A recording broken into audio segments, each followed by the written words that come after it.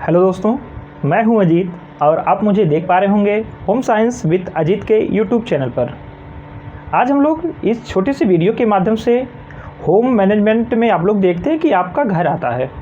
घर में आप लोग खिड़की पढ़ते हैं, छत पढ़ते हैं और बहुत सारे एरिया को पढ़ते हैं, लेकिन आज हम लोग इस वीडियो के माध्यम से सीढ़ी पढ़ेंगे, क्योंकि सीढ़ी के पार्ट आपसे पूछे जाते हैं और मैं देखता हूं कि आप लोग सीढ़ी को लेके बहुत ही कन्फ्यूजन आपके अंदर बना रहता है।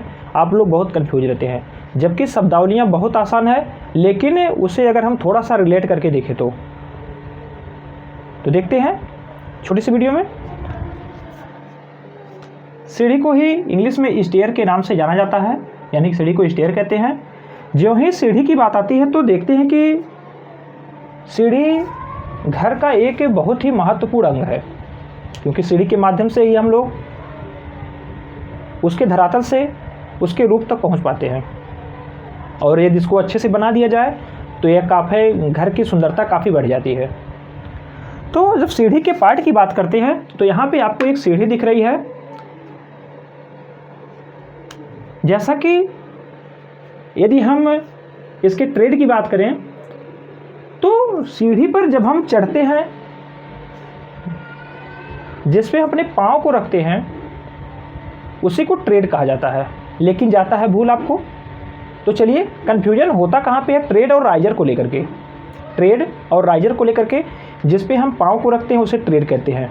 और जो एक स्टेप होता है, जैसे वो कहते हैं कि हमने अगली सीढ़ी पे चढ़ा, जितनी दूरी को हम कवर करते हैं, जितनी उसकी ऊंचाई होती है अगली सीढ़ी की, अगले डंडे की, उसी को राइजर कहते हैं। आप लोग देखते हैं कि राइज का मतलब होता है उगना, और जब देखते हैं आप लोग, जब सूर्य उगता है तो धीरे धीरे ऊंचाइयों को कवर करता है, ऊपर की तरफ जाता है और दोपहर में हमारे सिर के ऊपर आ जाता है। तो राइज का मतलब हो गया उगना। तो जो उगना का मतलब है कि सूर्य पहले देखेंगे कि धरती के पैरेलल दिखाई देता है, कुछ ऊंचाई पर दिखाई देता है, धीरे धीरे वो ऊपर जाता है।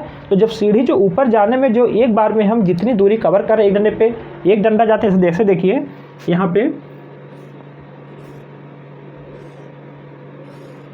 पे देखिए, यहाँ पे ये देखिए हमने बना दिया, यहाँ बना दिया, पुनः हमने यहाँ बना दिया। यहाँ पे हमने कैसे किया, पुनः हमने ऐसे किया, पुनः हमने ऐसे किया। अब यहाँ पे आप लोग देख रहे होंगे कि यहाँ पे आपका दो डंडा बन गया। यहाँ पे तो आप देख रहे हैं कि हमने यहाँ पे पाँव रखा, पुनः हमने एक बार में इतना उठ गए।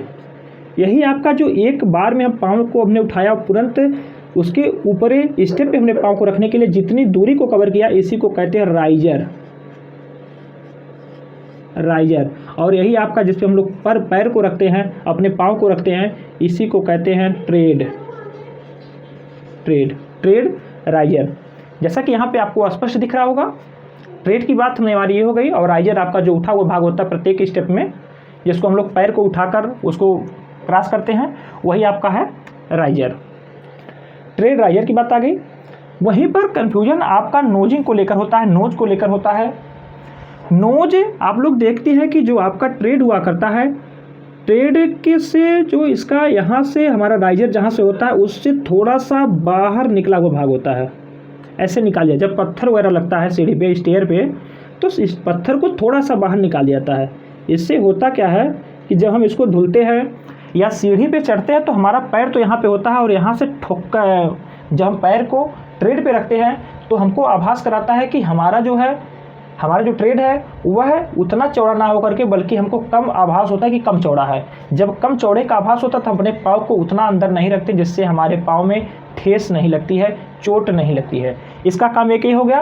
और वहीं पर दूसरा काम होता है, जब इसको धुलते हैं तो इस नोच के माध्यम से पानी यहाँ से डायरेक्ट इसके यहाँ इस ट्रेड पे पानी गिर जाता है, और जो आपका राइजर होता है इस पर अपनी दाग को नहीं छोड़ता है। बात समझ आ गई होगी। तो नोज हो गया, नोज मतलब नाक। आप लोग अपनी नाक को देखिए तो वहाँ से थोड़ा सा निकला हुआ भाग होता है बाहर की तरफ, वही जब सीढ़ी में जो निकलता है उसी को नोज कहा जाता है। इतनी बात समझ आ गई होगी। नोज आपने देखा, नोजिंग, ट्रेड, राइजर।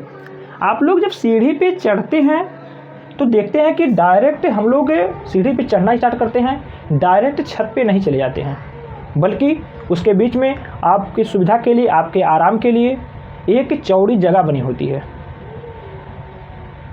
उस जगह का उपयोग, ये जब कोई व्यक्ति छत से आ रहा होता है और आप नीचे से जा रहे होते हैं, सीढ़ी सकरी हुआ करती है, तो उस जो चौड़ी सी जगह होती है वहाँ पे हम उसको पास दे देते हैं कि आप नीचे चले जाइए, हम यहाँ से ऊपर चले जा रहे हैं।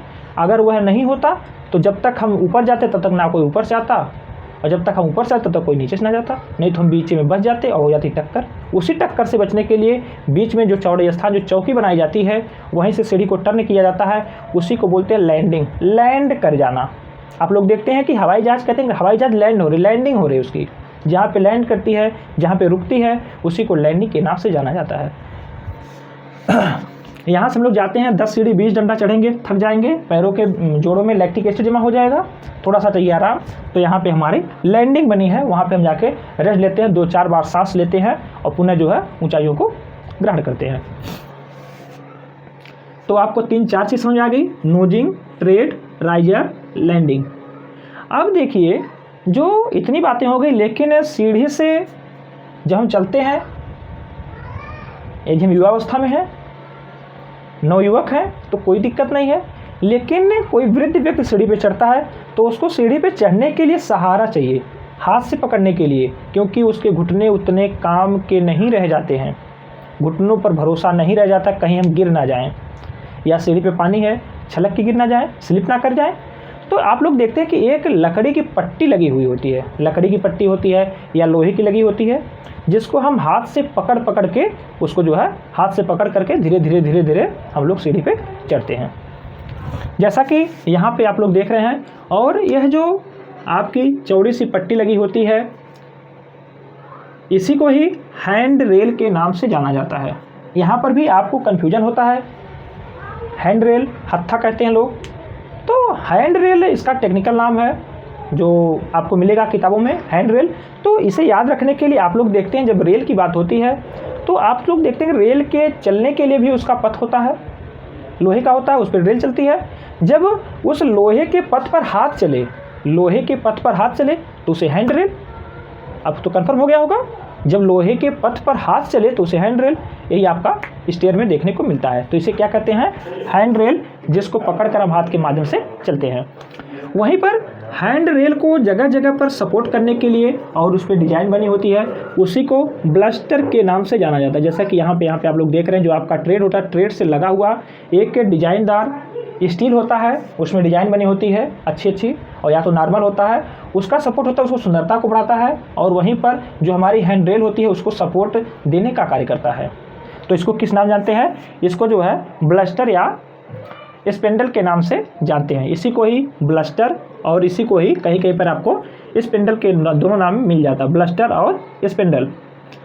वहीं पे आप लोग देखते हैं कि जो सीढ़ी जहाँ से प्रारंभ होती है तो एक थोड़ा सा मोटा जो आपका ब्लस्टर लगा होता है, जो कि सिंगल में होता है, और उसके ऊपर डिजाइन भी बनी होती है, जैसा कि आप लोग यहाँ पे देख रहे हैं। कभी कभी इस तरह की डिजाइन बनी होती है, कभी कभी यहाँ पे चौकोर लगा दिया जाता है, लाइटिंग की व्यवस्था की जाती है, ये सारी व्यवस्था होती है। यानी कि सबसे मजबूत होता है जो कि लास्ट का ब्लस्टर होता है, और सब ब्लस्टरों के पीछे मोटा हुआ करता है, मजबूत होता है।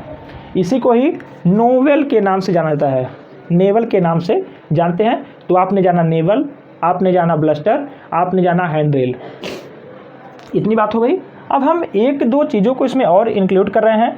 आप लोग देखते हैं कि जो हमारी सीढ़ी है, जो हमारा राइजर है, आपका राइजर है प्लस यहाँ पे हमारा ट्रेड है। तो एक लाइन अगर हम इसको सीधा मिलाएं तो एक देखते हैं तिरछी सीधी लाइन चली जाती है, जो कि हमारे जो नोजिंग पॉइंट है उसको टच करती हुई एक लाइन चली जाती है, और वह एक सीधी होती है, एक सीधी रेखा होती है जो कि ठीक उसके नोजिंग पॉइंट को टच करते हुए निकल जाती है। तो यह जो लाइन होती है, जो एक रेखा में एक लाइन में नोजिंग को टच करते हुए जाती है, इसी को ही पिच लाइन के नाम से जाना जाता है, जो कि संभावना बहुत कम है कि आपसे पूछे, सबके ये सारे इंजीनियरिंग टर्म हैं। तो आपको बस इतना याद रखना है कि लैंडिंग क्या होता है, नोवेल क्या होता है, आपका ट्रेड क्या होता है, राइजर क्या होता है, और हैंड रेल क्या होता है, ब्लस्टर क्या होता है, नेवल क्या होता है। तो हमें उम्मीद है कि यहाँ से आपका कॉन्सेप्ट कंफर्म हो गया होगा और आप लोग भूलेंगे नहीं। तो चलिए, आप लोग जुड़े रहें, इसके लिए बहुत बहुत धन्यवाद। पुनः मिलेंगे किसी नेक्स्ट वीडियो में, तब तक के लिए धन्यवाद।